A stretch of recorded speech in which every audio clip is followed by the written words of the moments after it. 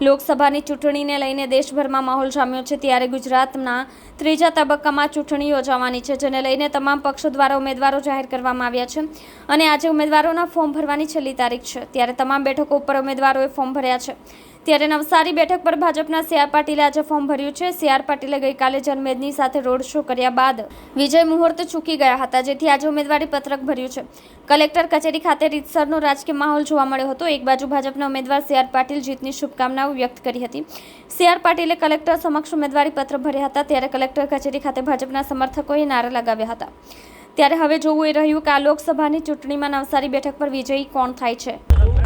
નમસ્કાર મિત્રો, આજે 25 નવસારી લોકસભામાં ચોથી વાર ઉમેદવારી પત્રક ભરવા માટે મને આદરણીય પ્રધાનમંત્રી શ્રી નરેન્દ્રભાઈ મોદી સાહેબના નેતૃત્વમાં અને શ્રી અમિતભાઈ શાહ સાહેબના માર્ગદર્શનથી પાર્ટીના રાષ્ટ્રીય અધ્યક્ષ શ્રી જે.પી. નડ્ડાજી અને પાર્લામેન્ટરી બોર્ડે જે મને ફરીથી ઇલેક્શન લડવા માટેની તક આપી છે, એના માટે હું એ સૌનો ખૂબ ખૂબ આભાર માનું છું।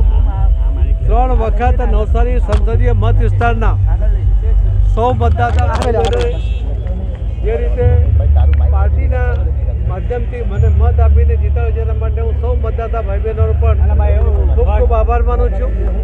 ભારતીય જનતા પાર્ટીના સૌ કાર્યકર્તાઓ અને આગેવાનો એમણે પણ સખત મહેનત કરીને ભાઈ બહેનો સાથે એમણે સંપર્ક જાળવી રાખ્યો છે। જે ભારતીય જનતા પાર્ટીને નવસારી બેઠક પર જ્વલંત વિજય પ્રાપ્ત થાય છે, એના માટે પણ હાથ જોડીને કાર્યકર્તાઓને અને આગેવાનોને